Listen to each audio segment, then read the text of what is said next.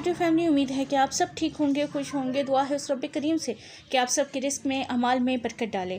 تو جناب، آج میں جس ریسیپی کے ساتھ آپ سب کے سامنے حاضر ہوں اس کا نام ہے اچاری چنے، جو راولپنڈی کی مشہور ریسیپی ہے فوڈ اسٹریٹ کی۔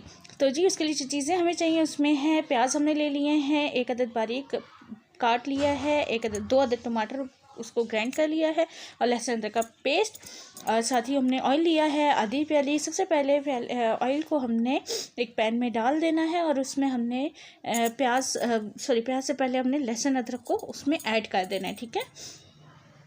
یہ دیکھیں، ہم نے اس میں لہسن ادرک ایڈ کر دیا ہے، اور اس کو بس تھوڑا سا پکا لینا ہے، اس کا کچا پن ختم کرنا ہے۔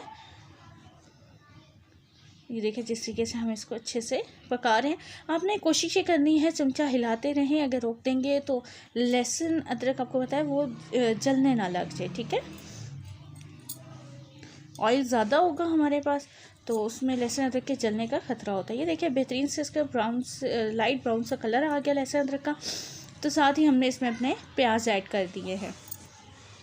ہم پیازوں کو 2 منٹ بھنائی کرنے کے بعد ہم اس میں گرم مسالہ ایڈ کر رہے ہیں، تقریباً 1 ٹی اسپون بھر کے ڈالیں گے تو 1 ٹی اسپون ہوگی، ٹھیک ہے۔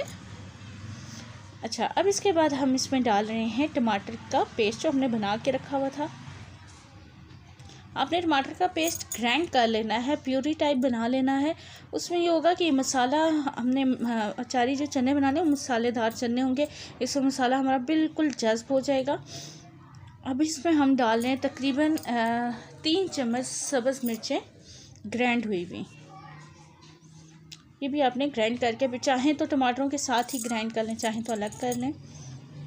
آپ نے اس کو ایڈ کر دینا ہے، اور اس کو تقریباً آپ نے 5 سے 10 منٹ مسالہ گلنے کے لیے چھوڑ دینا ہے۔ پھر اس کے بعد آپ نے اس میں نمک مرچیں ایڈ کر دینی ہے۔ نمک ہم نے ڈالا ہے 1.5 ٹیبل اسپون، آپ اپنے ذائقے کے حساب سے ڈال سکتے ہیں۔ سرخ مرچیں آپ اس میں 1.5 ٹیبل اسپون ہی ایڈ کریں گے۔ ہم تقریباً بنا رہے ہیں 1 کلو چنے، ٹھیک ہے۔ یہ دیکھیں، اب اس کے بعد اس کو اچھے سے بھون لینا ہے۔ ہم نے اس میں اب ایڈ کر دیے، پہلے ہم نے اس میں سوکھا دھنیا بھی ایڈ کیا تھا، میں شاید بتانا بھول گئی۔ اور اس کے بعد اب ہم اس میں آلو ایڈ کر کے اس کو اچھے سے بھون لیں گے۔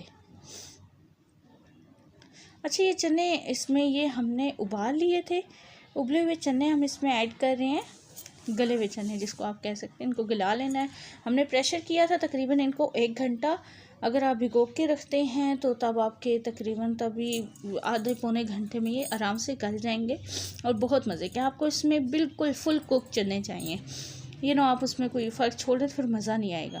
اب ہم اس کو پکنے کے لیے چھوڑ دیں گے تقریباً 10-15 منٹ، اور یہ جی ہمارے بہترین سے اچاری چنے تیار ہو گئے ہیں۔ اب اس کے ساتھ آپ لیں چٹنی بنائیں، اور ساتھ کھائیں اچار اور نان، اور انجوائے کریں، اور مجھے اپنی دعاؤں میں یاد رکھیں۔ خوش رہیں، آباد رہیں۔ اللہ حافظ۔